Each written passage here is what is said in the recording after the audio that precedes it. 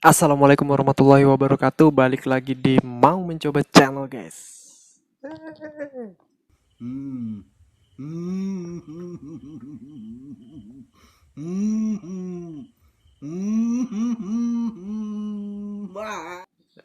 Oke, guys, balik lagi di ruang ngobrol bersama dengan Satrio pastinya. Di kesempatan kali ini aku akan membahas satu tema yang masih berkaitan dengan video sebelumnya, yaitu tentang dunia kos ya. Dan hari ini aku pengen ngobrolin mode hemat ya, mode hemat ala anak kos. Jadi anak kos tuh harus punya mode hemat ya guys, karena ya meskipun kita banyak uang, kalau kita tidak hemat habis juga, seperti itu. Baiklah, di sini aku ingin membagikan tips hidup hemat ala anak kos. Ya, oke. Yang pertama guys, jadi ada dua poin besar yang aku garis bawahi kalau kita mau jadi hemat ya. Kalau kita mau hemat jadi anak kos. Itu yang pertama adalah soal makanan ya guys. Jadi ngobrolin soal makanan. Kalau soal makanan itu, kalau kita ngandelin kita punya uang nih, kemudian kita beli terus, maka lambat laun itu akan terasa juga sebagai anak kos karena memang keterbatasan dapur yang kita punya kayak gitu. Karena rata-rata sih kayak kos di tempatku sebenarnya ada dapur umum tapi tidak bisa apa namanya tidak bisa digunakan sesuka kita gitu loh, harus join, dan aku merasa itu tidak efektif lah. Jadi makanya itu aku menggunakan alat-alat yang bakal aku share ke teman-teman karena aku recommended banget ini alat-alat ini. Karena patokan yang pertama itu yang penting ada listrik di kos-kosan kalian, sisanya kalian harus berpikir kreatif. Jadi alat masak apa yang menggunakan listrik itu teman-teman bisa gunakan itu untuk masak berbagai hal. Oke, jadi ada 3 alat wajib yang harus kalian miliki terkait untuk menyiapkan makanan kalian atau untuk memasak bahan makanan kalian. Yang pertama adalah rice cooker. Rice cooker ini biasa teman-teman pasti sudah punya semua karena penting banget ya di zaman sekarang. Bahkan di rumah pun kita punya yang namanya rice cooker ini ya, karena masak nasi jadi lebih mudah dan gampang. Tinggal cuci berasnya,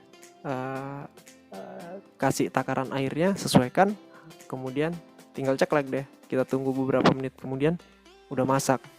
Simple. Kemudian yang kedua adalah ceret listrik. Jadi ceret listrik ini penting banget.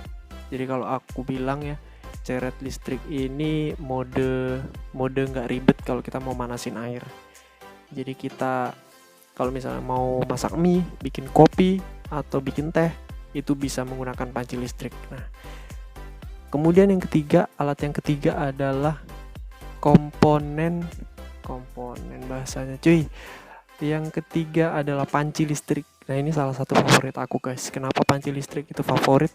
Karena di panci listrik tersebut kita bisa gunakan untuk menggoreng, bisa untuk masak sayur, bisa untuk macam-macam. Semua yang dimasak bisa menggunakan si panci listrik ini. Lebih fleksibel bukan? Nah, oke. Itu terkait menyiapkan makanan ya, kita punya alat-alat itu. Padahal saya sebenarnya sih kita menggunakan salah satu alat aja kalau memang kita kreatif. Itu kayak misalnya rice cooker itu sebenarnya bisa juga untuk ngerebus telur ya, bisa untuk goreng juga bisa sebenarnya. Cuman 3 kombinasi alat ini, rice cooker, panci listrik dan apa tadi satu lagi, ceret listrik itu kombinasi yang membuat kalian gak ribet ketika mau melakukan atau masak beberapa item. Jadi gak ribet gitu loh. Jadi itu guys, makanya minimal 3 ini kalian punya lah. Itu enak banget sudah kalian hidup sebagai anak kos. Kemudian apalagi ya, nah tips selanjutnya adalah ketika kalian malas buat masak, dengan alat-alat tersebut, kalian bisa coba cara ini ya. Jadi kalau kalian biasanya beli nasi bungkus itu langsung lengkap sama lauk sama sayur, kali ini coba teman-teman biasain buat rice cooker udah ada. Kalian bisa masak pakai rice cooker. Coba kalian cuman beli sayurnya aja. Misalnya beli sayurnya 5.000. Kemudian lauknya 5.000. Itu bakal jauh lebih hemat ketimbang teman-teman beli langsung nasi bungkus kayak gitu.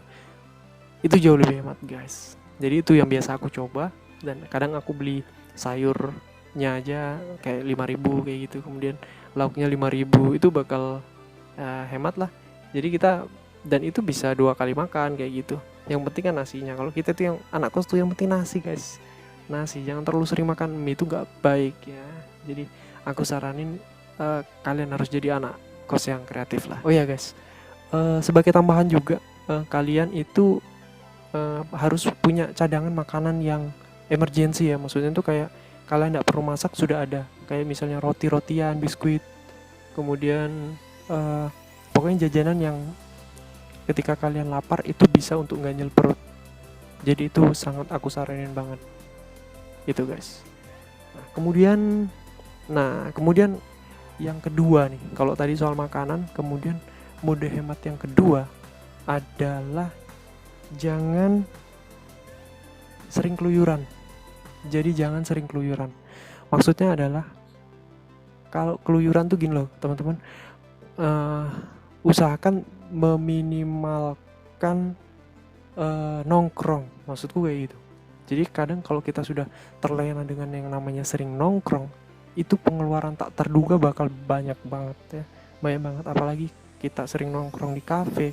Bayangin di kafe itu kalau kita misalnya beli kopi, beli minuman saja, itu udah mungkin bisa 3 kali makan, 2 kali makan kita dalam sehari. Itu akan habis dalam sekali nongkrong. Jadi aku tidak menyarankan itu. Kecuali memang dalam kondisi yang kayak ketika kalian nongkrong itu ada obrolan berfaedah atau sesuatu yang penting yang kalian memang harus agendakan buat keluar atau nongkrong kayak gitu. Tapi kalau hanya nongkrong sekedar hura-hura atau apa, aku nggak menyarankan hal itu guys. Tapi kalau itu jadi kebiasaan kalian, ya itu hak kalian ya, hak kalian. Tapi karena kita bicara soal mode hemat, itu bisa jadi pertimbangan buat kalian. Jadi kalau kalian mau keluar, usahakan itu sesuatu yang positif aja, itu sesuatu yang penting aja. Oke guys. Kemudian dan juga yang kedua ya, terkait kita sering keluyuran itu nantinya bakal ini ya, kita punya kendaraan, otomatis bensin kita akan apa ya, cepat habis kalau kita sering keluyuran kayak gitu. Kembali lagi kalau memang agenda kalian itu keluar itu penting, itu nggak masalah kayak gitu. Tapi kalau misalnya itu sesuatu yang hanya happy fun aja, nggak ada maknanya kayak gitu ya, lebih baik kalian fokus dengan apa ya, melakukan hal lain yang lebih produktif lagi.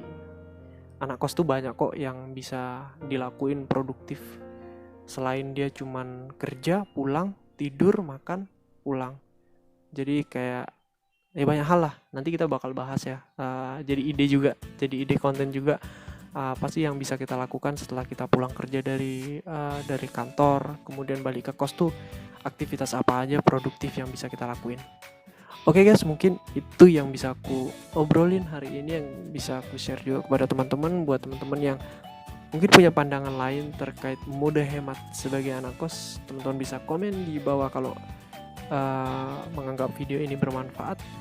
Teman-teman bisa share, like, dan bisa komen di bawah. Dan jangan lupa untuk subscribe. Oke guys, thank you untuk yang sudah nonton. Bye.